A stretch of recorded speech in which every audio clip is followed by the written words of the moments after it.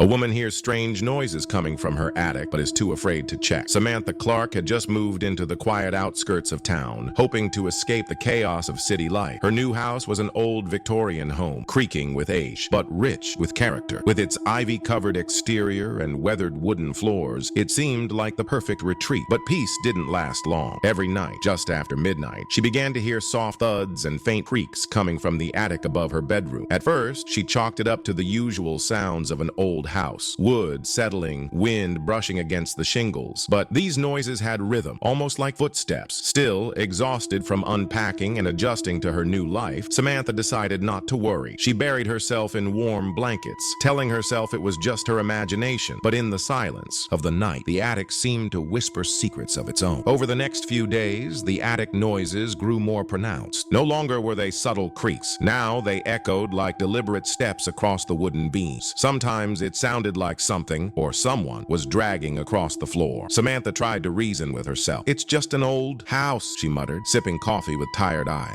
"Wood expands. Maybe there are rats." But the sounds didn't behave like rats or shifting timber. They occurred at the same time every night, 12:03 a.m. sharp. The sequence never changed. Soft creaking, then deliberate footstep, then a paw. It felt choreographed. Still, she was hesitant to investigate. The attic ladder was old and dusty, and a cold draft seemed to leak from it constantly. She left the attic alone, hoping the noises would pass. But in her heart, fear began to take root, curling around her thoughts like a creeping vine. One night, a thunderstorm shook the sky, rattling windows and soaking the earth outside. Samantha sat curled on her couch with a book, trying to ignore the uneasy feeling growing in her chest. At exactly 12:03 a.m., it happened again, but this time, the sounds were different. The footsteps above were heavier, slower, but what truly froze her blood was what followed. Breathing, not hers, not imagined. Real, labored breathing from just above her ceiling. It was so clear she could almost feel the breath sinking with her own, like an echo from a being just beyond the plaster. She dropped her book and stared at the ceiling, heart pounding. The sound was human, too human. Paralyzed by fear, she clutched a blanket to her chest and waited, not daring to move. Minutes passed, and the breathing faded. The storm outside continued, but inside, a deeper storm had begun to stir. Determined to uncover the source, Samantha called a local handyman the next morning. When he arrived, she explained the sounds, the footsteps, the breathing. He climbed into the attic with a flashlight, poked around, and came back down shaking his head. "Nothing up there," he said. "Just insulation, dust, and cobwebs. No sign of pests either." Frustrated, but still hopeful, she invited an electrician, a plumber, even a paranormal investigator. Each one met with the same outcome: silence. Whenever someone else was in the house, the attic behaved perfectly. No creaks, no steps, no breath. Samantha began to feel like a fool with the sounds in her head, but deep down,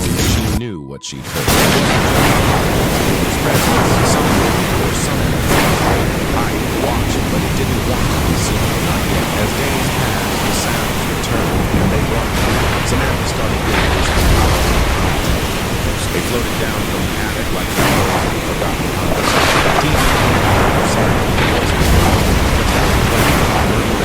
she couldn't quite understand. One night, she thought she heard her voice. Soft, like it was being spoken directly into her ear. She jumped up, heart racing, spinning around.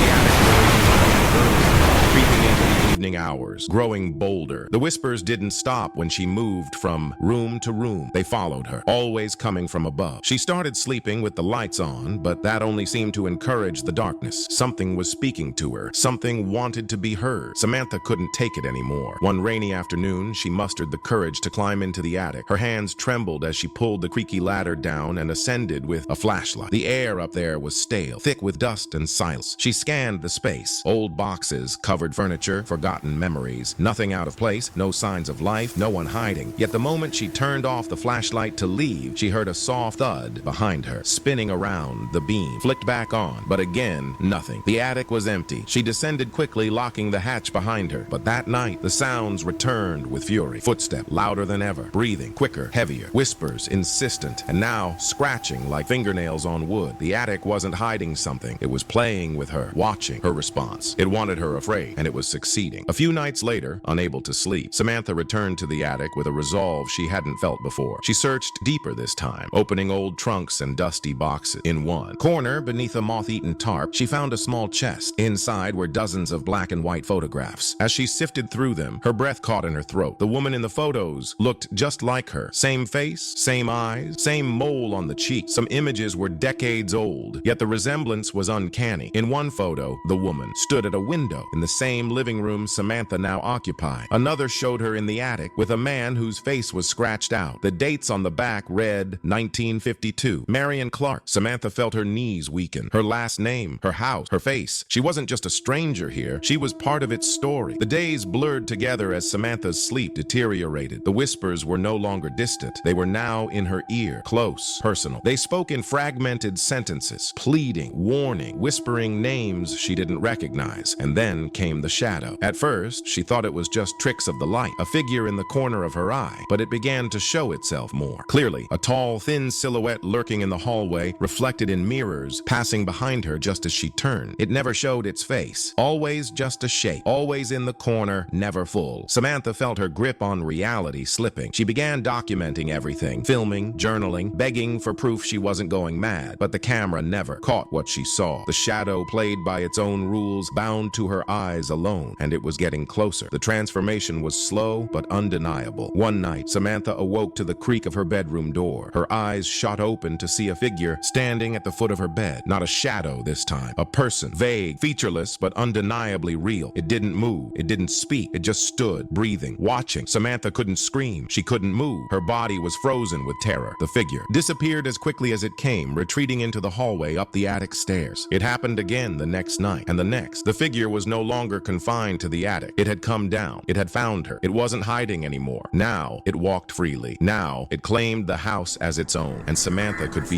it night by night, reaching into her, trying to replace her. Determined to find answers, Samantha visited the local archives. Hours of digging revealed a chilling truth. The house had once belonged to Marion Clark, a woman who vanished in 1953 under mysterious circumstances. Her husband had claimed she ran away, but neighbors whispered of screams, shadows, and a closed attic. No body was ever found. The house remained empty for decades until Samantha bought it. The resemblance was no coincidence. Marion and Samantha were distant relatives, and the man in the photo, her husband, Henry Clark, a man suspected of madness, never convicted. Rumor had it he sealed Marion in the attic, alive. Samantha returned home in shock, but she already knew what she'd find. That night, she opened the attic one last time, and there she was, Marion. Not a ghost, not alive, something in between, trapped, waiting, and now Samantha was next. If this story gave you chills, don't forget to like, subscribe, and hit the bell icon for more spine-tingling horror tales. Drop a comment with your theories below. Was it Marion or something? Even darker? See you in the next nightmare.